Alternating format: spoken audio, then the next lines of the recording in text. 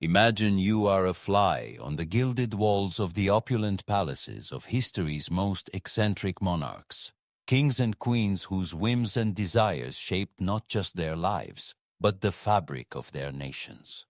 Today, we delve into the bizarre and bewildering world of royal habits that defy belief, where extravagance knows no bounds and the peculiar becomes the norm.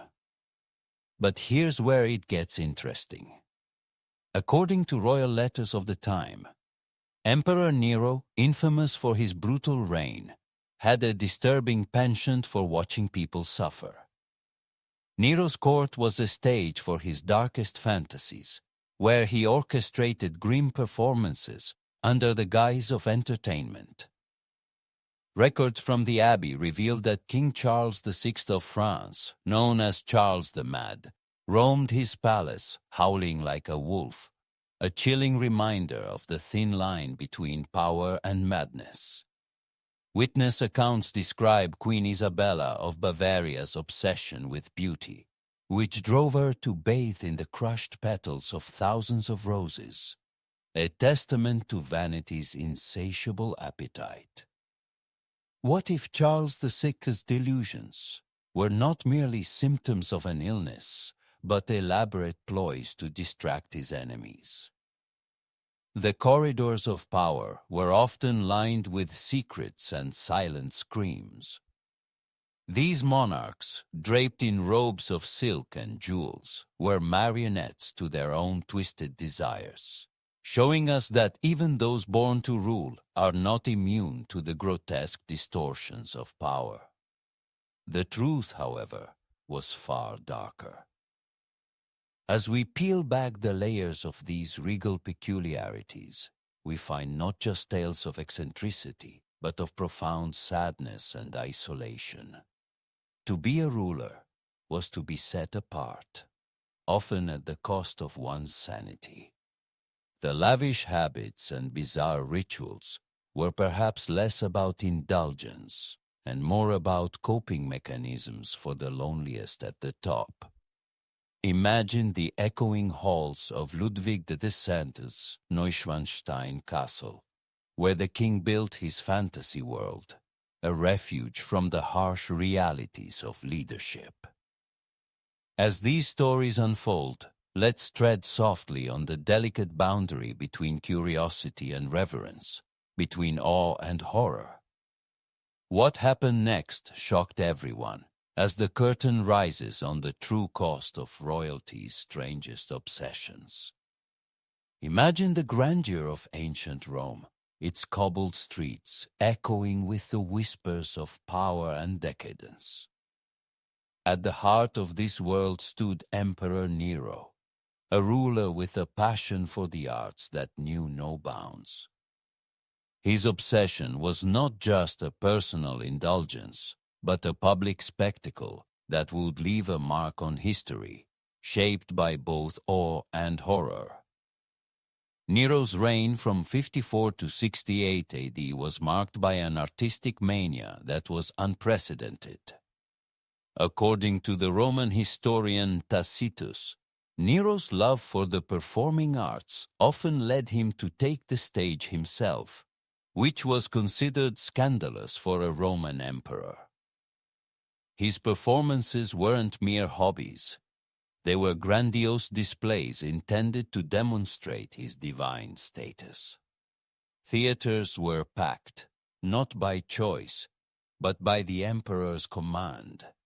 As citizens were compelled to listen and applaud, sometimes under threat of death.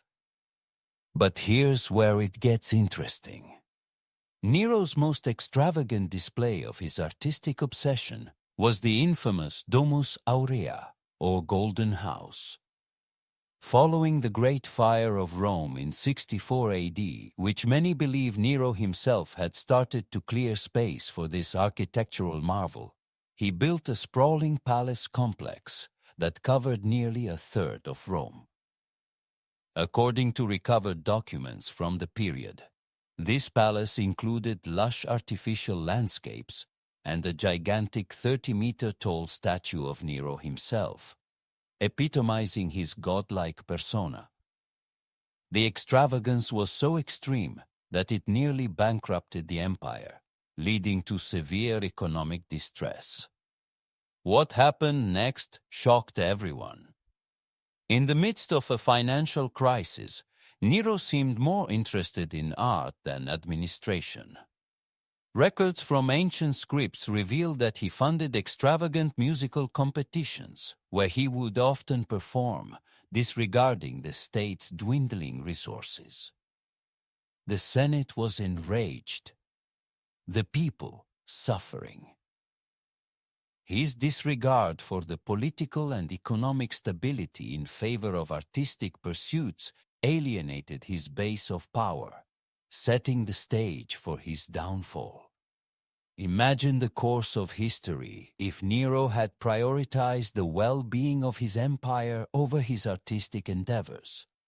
Would Rome have flourished longer under his rule, or was his fall inevitable given his tyrannical impulses? As Nero's empire crumbled, so did his grand visions. The public, once forced to admire his artistic outputs, breathed a collective sigh of relief at his demise in 68 AD. The Golden House was stripped of its treasures and buried under the foundations of new constructions, as if erasing the memory of Nero's disastrous rule. As we reflect on Nero's artistic mania, it becomes a powerful reminder of how personal obsessions can sometimes lead to public calamity.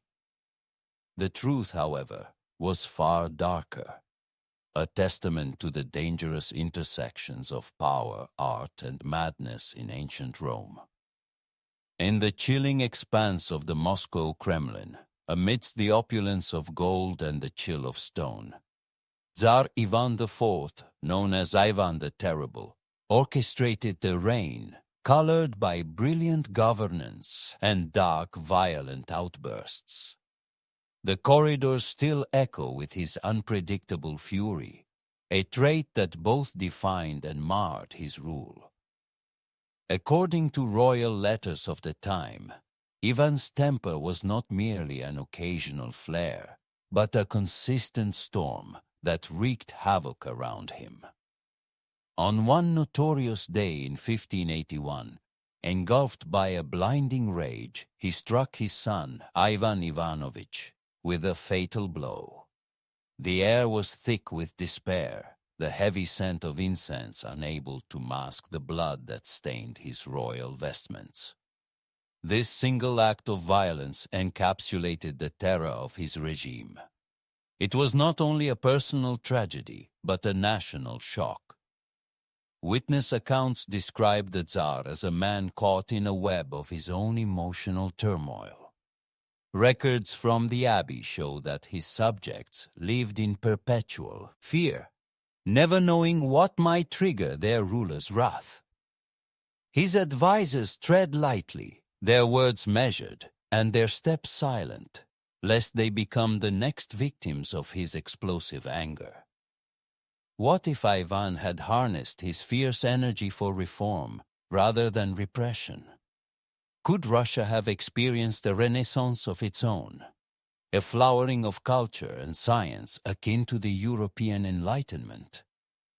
This emotional volatility was not without a pretext. Ivan's childhood was marred by betrayal and insecurity. Orphaned and declared Tsar at merely 8 years old, he grew up under the shadow of scheming boyars. These early experiences forged a man who perceived threats in every shadow, saw betrayal in every whisper. The climax of his paranoia came in 1560 when his beloved wife, Anastasia Romanovna, died under mysterious circumstances. Convinced of poison, his heart hardened, propelling him into a spiral of revenge that culminated in the creation of the Oprichnina, a regime of terror that saw thousands persecuted under his direct order.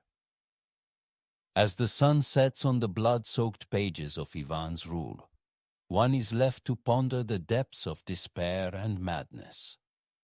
The echoes of his reign still linger in the halls of the Kremlin, a stark reminder of the dual nature of power. His story is a powerful testament to the human capacity for both greatness and horror. But here's where it gets interesting. What future repercussions did his violent fits have on Russian governance? This question teases the mind and leaves us with a chilling foreshadowing of the despotism that would continue to haunt Russia's leadership. Imagine the Bavarian Alps, shrouded in mist, where towering spires break through the fog like dreams piercing reality. This is the world of Ludwig II, King of Bavaria, whose unearthly castles were born from a mind both brilliant and troubled. Here's where it gets interesting. Ludwig's fantastical visions of medieval grandeur and operatic flourish weren't just eccentricities. They were manifestations of a deeper, darker struggle. According to royal letters of the time, Ludwig was deeply influenced by Richard Wagner's epic operas. His obsession with these dramatic tales drove him to recreate their mythical worlds in stone and mortar. Neuschwanstein Castle, a fairy tale fortress perched on a rugged hilltop, is perhaps the most famous of his creations. Records from the abbey show that construction began in 1869, amidst the rolling clouds atop the Bavarian Alps. Architects and builders were pushed to their limits, crafting opulent halls and intricate frescoes that mirrored Wagnerian scenes. Witness accounts describe how Ludwig would roam the vast, echoing halls of his castles, lost in his imagined realms. But here's where it gets shocking. The king's extravagant spending on such fantasy palaces plunged Bavaria into severe financial strain. What if Ludwig had curbed his fantastical indulgences? Perhaps then Bavaria might have avoided the looming shadows of debt. Despite advisors' pleas, Ludwig continued his costly obsessions. By 1885, Neuschwanstein alone had consumed astronomical sums, financially bleeding the kingdom dry. The pressure culminated in his mysterious death in 1886, a death shrouded in intrigue and whispered rumors of madness and betrayal. Ludwig was found lifeless in the shallow waters of Lake Starnberg, under circumstances that fueled legends of foul play. The truth, however, was far darker. Was it despair? A desperate escape from a world that no longer understood him, or something more sinister? As we reflect on Ludwig's legacy, we see not just a king, but a man driven by a profound yearning for beauty and escapism, reaching for the sublime in the face of overwhelming darkness. His castles remain, towering monuments to a dreamer's magnificent obsessions. In the glittering court of Queen Elizabeth I, a less sparkling secret lay hidden among her jewels and silks: the Queen's insatiable craving for sugar. This craving shaped not only the flavor of her reign, but also carved deep marks upon her health and royal appearance. According to court records and personal letters, Elizabeth consumed an extraordinary amount of sugary confections and wine sweetened heavily with sugar, which was a rare and expensive commodity in the 16th century.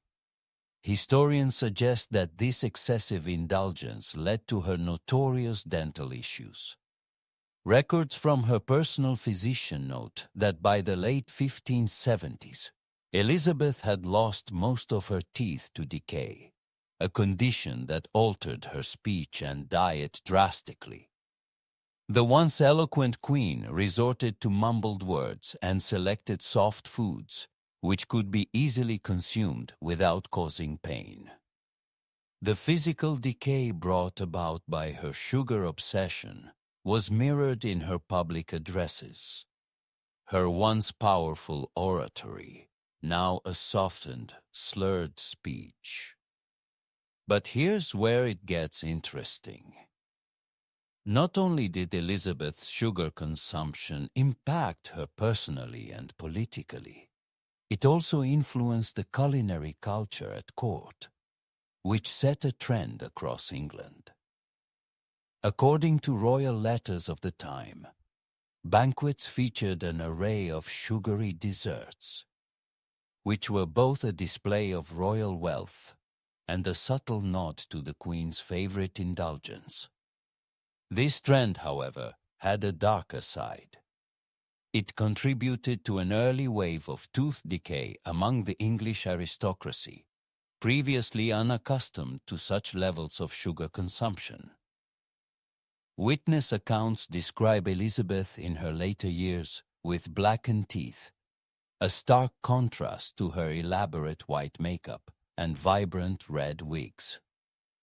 The sight was both pitiable and shocking to foreign dignitaries and subjects alike, who could hardly reconcile the vigorous monarch of the past with the frail woman before them.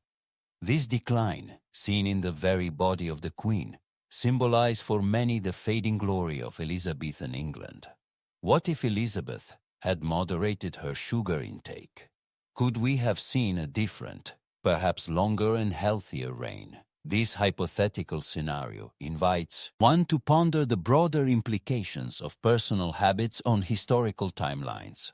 As we reflect on Elizabeth's sugar obsession, it becomes a potent reminder of how even royal indulgences can have profound consequences.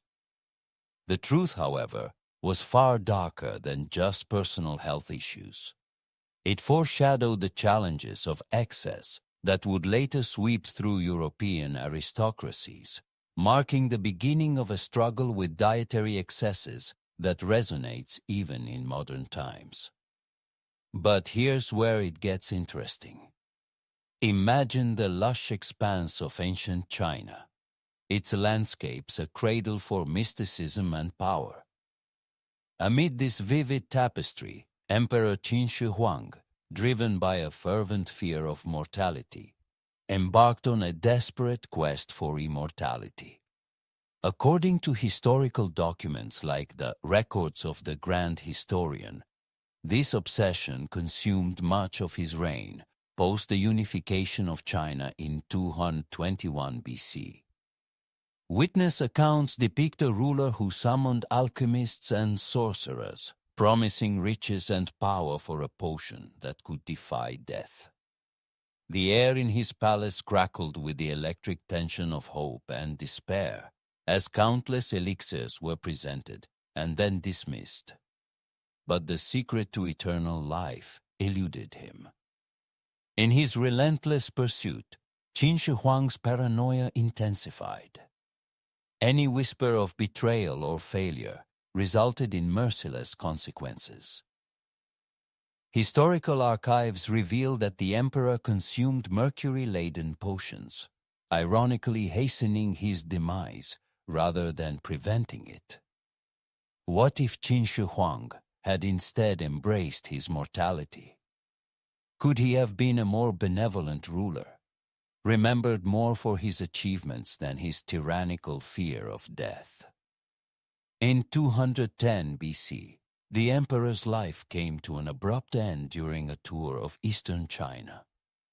Records from the abbey show that his doctors, unable to counteract the lethal dosages of mercury, could only watch in despair as their emperor succumbed to the very death he fought so hard to escape. And here lies the twist in our tale. According to royal letters of the time, in his final days, Qin Shi Huang was more phantom than flesh, his mind lost to the ravages of mercury poisoning. His last breaths whispered of betrayal and shadows, a chilling end for a man who wielded such absolute power. What happened next shocked everyone. the quest for immortality did not die with him. It cast a long, ominous shadow over his successors and the empire, fueling further intrigue, power struggles, and the continuous search for the elusive elixir. Thus, the emperor's obsession with immortality shaped not only his death, but also the legacy of the dynasty that followed. As we reflect on Qin Shi Huang's life, we recognize a universal tale of human frailty. His fears and desires mirror our own, his failings a stark reminder of the perils of man's eternal quest against the natural order. Imagine the marble halls of the Roman Senate in 40 AD, where the power of a vast empire converged.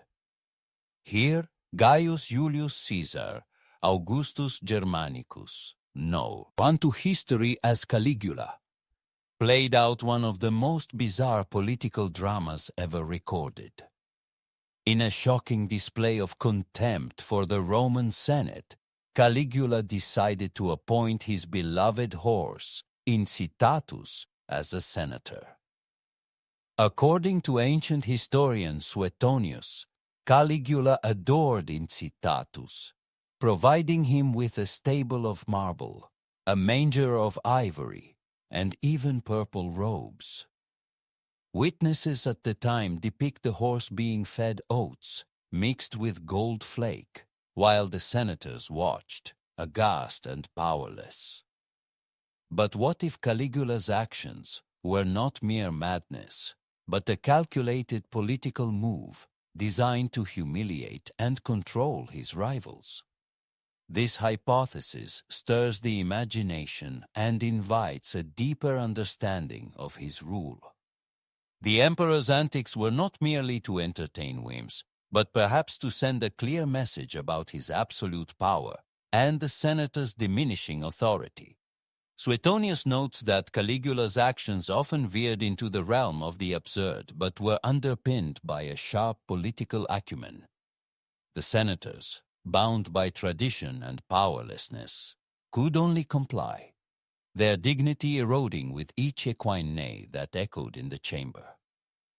This audacious act reached its climax when Caligula declared his intent to make Incitatus a consul, the highest elected office in Rome. According to reports from the time, this declaration incited silent outrage and disbelief among the elite, a palpable tension that filled the Senate's air.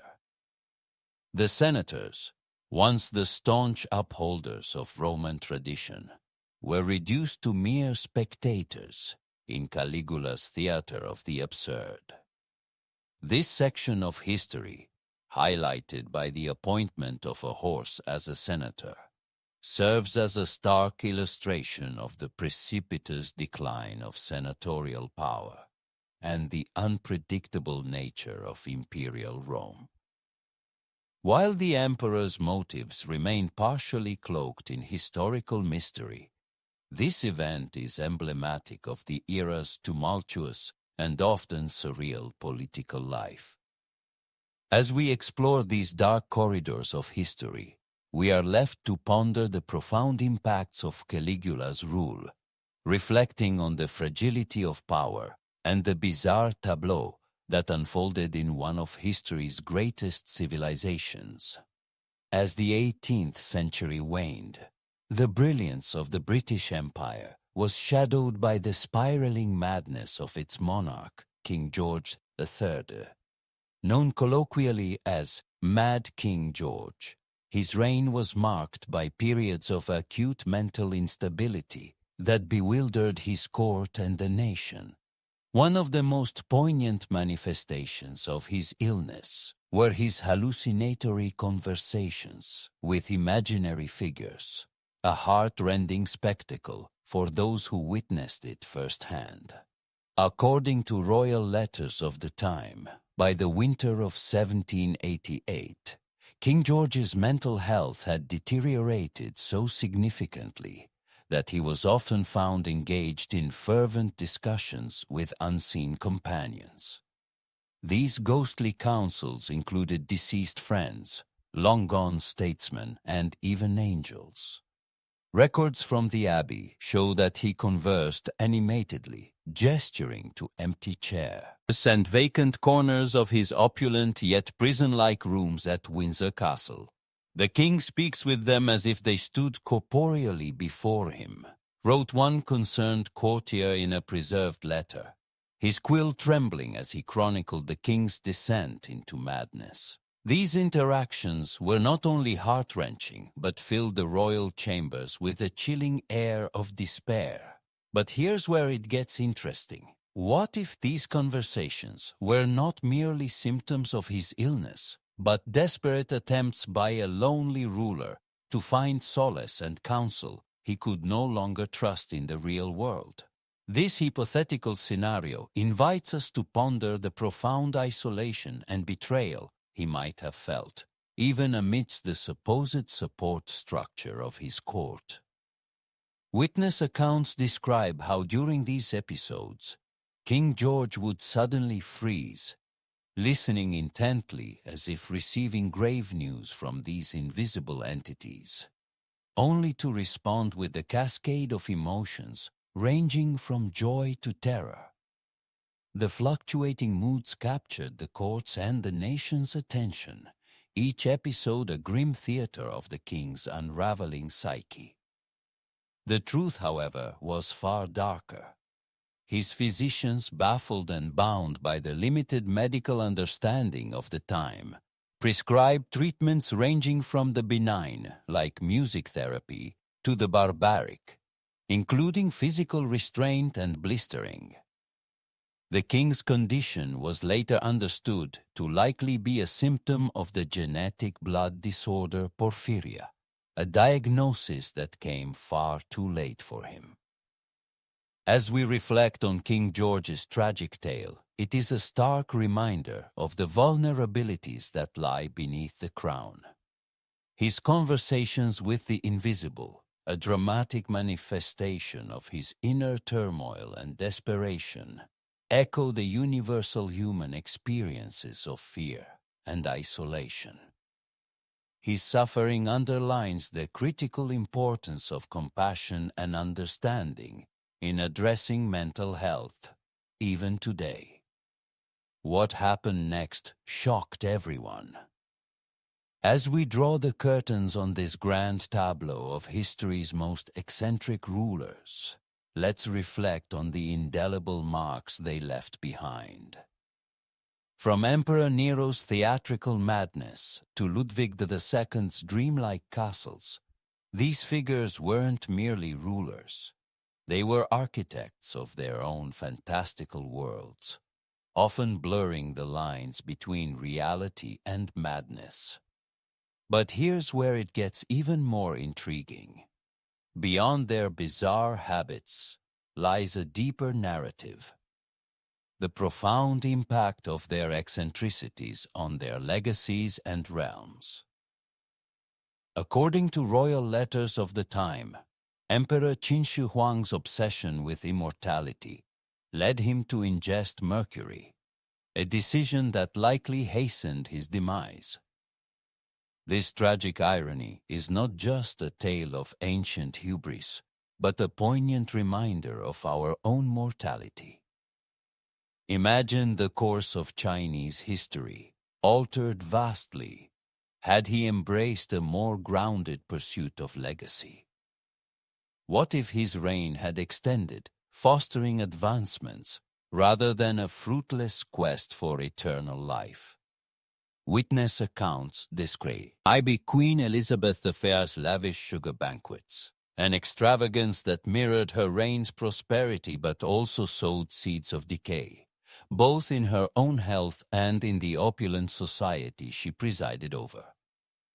This reflection of personal indulgence shaping an era provides a compelling narrative thread, connecting personal quirks to the broader tapestry of historical consequences. However, the shock reveal comes from Mad King George. Records from the Abbey show his conversations with invisible figures, were not mere signs of madness, but perhaps symptoms of the genetic blood disorder, porphyria. This revelation invites us to reconsider our interpretation of his reign. Was it the madness that led to his isolation, or his isolation that led to madness? As we piece together these stories, enriched by documented details and vivid descriptions, it becomes evident that these rulers were not just footnotes in history books. They were flesh and blood beings, driven by fears, desires, and an overwhelming burden of power that perhaps fueled their eccentricities. This emotional anchoring invites viewers to see beyond the crown and the court, into the human heart that beats beneath.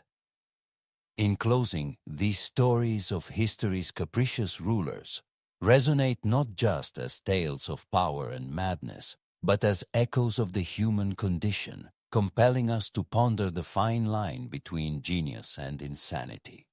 What happened next reshaped nations and rewrote histories, leaving us with a legacy of rulers, as remembered for their peculiarities as their policies. The truth, however, was far darker and more complex, woven intricately with the threads of their unique human experiences.